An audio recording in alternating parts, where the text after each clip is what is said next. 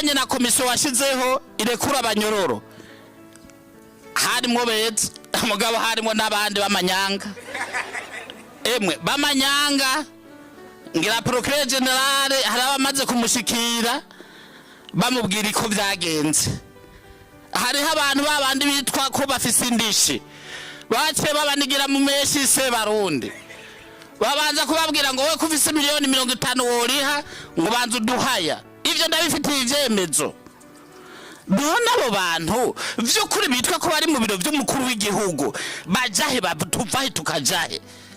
Turamaze kuvuga kenshi ko atabutungane buriho mu Burundi kanatsinda n'abategetsi bonyene baravyivugira baravyemeza. Rero ikibabaje nuko hari abantu bapfa baharira yuko ubutungane buriho mu Burundi ko bavuga yuko atabutungane buriho ari abansi b'igihugu. Mu vy'ukuri uravye ibikorwa urabona yuko atabutungane buriho. Kumbure bamwe bavyemera ari uko bibashikiye canke bigashikira babo. Uno musi twagomba tugaruke ku bintu biheruka kuba igihe umukuru w'igihugu yarekura abari bapfunzwe. Ariko imbere ya vyose nta woreka kubanza gushima akigora umukuru w'igihugu yagize mu kurekura abanyororo.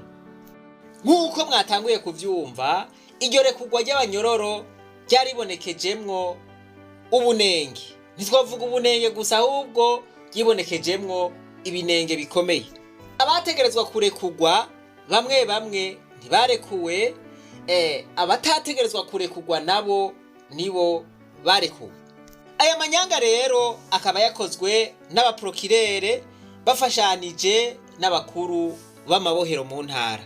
Arekurwa atategerezwa kurekurwa mwumva yuko bitijanuko yabanza gutanga igiturire.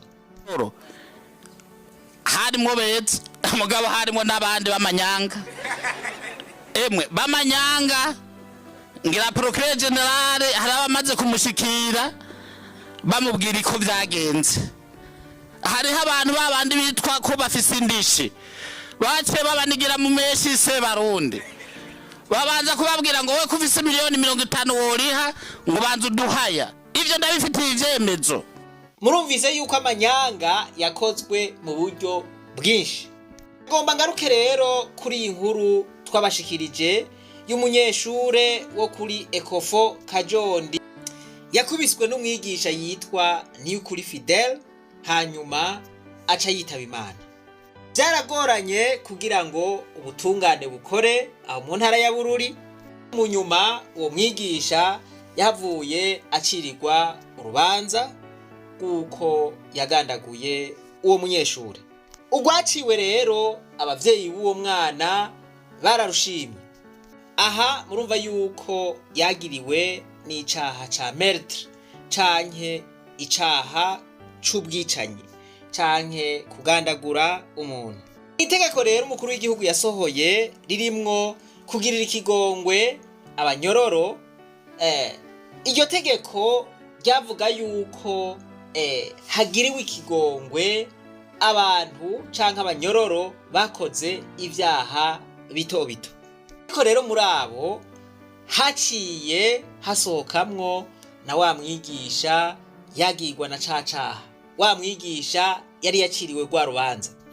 Kuwe nande mbega niratanga itegeko nk'iryo ryo kurekura abanyororo. Abanyororo ntibashobora kurekurwa procureur atabizi. Umukuru w'ibohero ategerezwa kuba bizi. Umukuru w'ibohero Ibururi nuwitwa Niyomwungere Jean Claude. Abo bantu babiri rero barakoze ibishoboka vyose uwo mwigisha aca ararekurwa. Abo mu muryango wabuze bavyumvise bagwa mu gahundwe baratangara biyumvira ingene bigenze barabihebura. Aha mbere biravugwa yuko umwigisha wa Ecofo Kajondi ariwe yitwa Kwizera Leonce ko ashobora kuba nawe yarabigizemwo uruhara. Okay, ivyo ntaco reka tubireke. Umwigisha baramurekuye aragenda. Icabaye mu nyuma rero bamaze kumva ivyo bintu vyamenyekanye, Porokirere w'Ibururi Ndayikeza Frederic yaciye asohora manda d'amene yo gusubira gufata wa mwigisha kugira ngo agaruke asubire amupfunge. Rero uwo mwigisha yaza yamaze guhunga arakabona ahunze, nta kuntu bari bamucikishije bacaguma ngaho. Bo ikibazo gikomeye ubu ntikiri ngaha kuri uwo mwigisha, oya, uyu mwigisha baramutorokesheje aragenda. Ikibazo ahantu kiri naha hakurikira: ninde yarekuye umuntu atategerezwa kurekurwa n'itegeko ry'umukuru w'igihugu?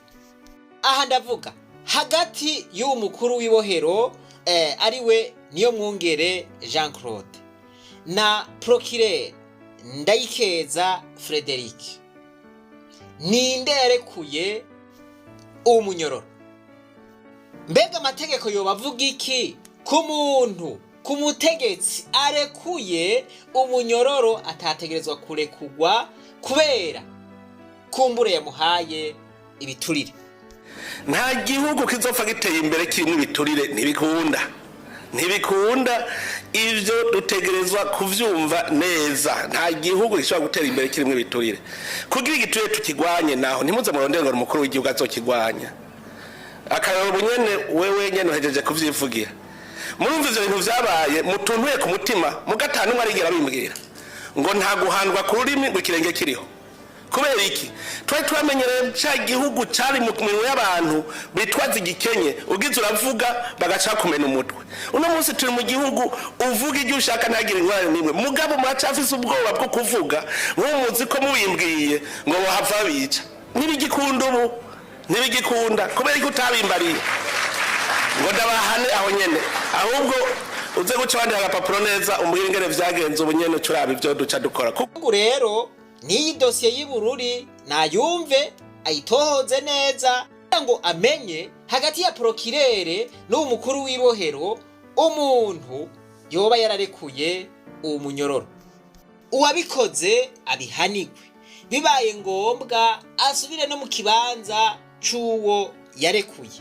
Voilà, azoveyo umunyororo yari yaciriwe arukuheze. Bitagenze uko hoho koba akarenganyo kiyongera mu kandi no kuvuga ngo inkozi z'ikibi zoba zisasigwa indava mu gihugu c'u Burundi. Voilà, yuko bagize nabi cyane. Ibi ni bya bindi bisubira bikakwega ingorane z'uko abantu baca bihorahorana. Aha ni hamwe abanyagihugu baca bagomba kwihanira bakavuga bati kubera iki yohanwa, kubera iki yocirirwa igihano hanyuma ico gihano ntagikore bagashima kumurekura. Abanyagihugu bagaca bagomba kwihanira. Ibi rero n'amakosa akomeye cyane. Niko bimeze ahatari ubutungane, abanyagihugu baca bagomba kwihanira. Abandi bakambwira bati ni haba ubona ubwicanyi buri kubura muri iki gihugu butegwa n'abacamanza. Aha muri ko muravuga ngo sivyo. Quand il n'y a pas de justice publique, il y a justice privée. Iyo ata mucamanza ariho baragwicira. Iyo ata mucamanza wa mu gihugu, abene gihugu baca bicira urubanza. Barambwiye bati ni waba ubona ubwicanyi buri kuba muri Burundi butegwa n'abacamanza. N'umwana yiga mu wa mbere ibi bintu yo bitahura.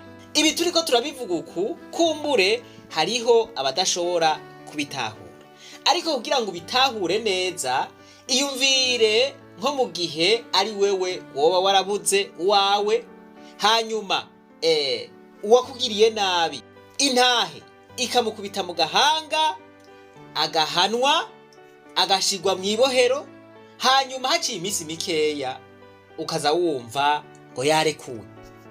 Ari nka wewe wishize mu kibanza c'abo babuze, wo vyakira gute? Ukishira mu kibanza c'ababuze murashobora kubitahura, ariko mutishize mu kibanza c'ababuze vyogorana ko mubitahura. Ibi turiko turavuga vy'akarenganyo kabera mu butungane biragora ko abantu bashobora kubitahura mpaka bibanje kubashikako, niho bamenya uburemere akarenganyo gafise. Nuko rero mu gihugu c'u Burundi iyi ngendo y'ukugoramika ubutungane, iyi ngendo y'ukurya ibiturire, iyi ngendo y'uguca kubiri n'amategeko bakaruha bagaca kubiri n'itegeko rishinzwe n'umukuru w'igihugu, iyi ni ingendo mbi cyane, ingendo ishobora gutuma igihugu c'u Burundi kidatera intambwe n'imwe mu bijanye n'iterambere. Kanatsinda ahatari ubutungane nta mahoro, nta terambere, bipfa vyarahabaye.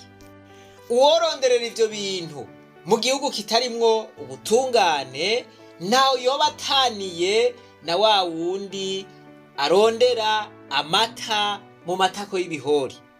Twese hamwe tugwanye akarenganyo, uwutakagwanya nawe aca arindira azokwiyumvira kukagwanya mu gihe kazoba kamushitseko, kandi ico gihe kizoba carengeranye ntako azoba kikagwanya, kazoba kamuhejeje.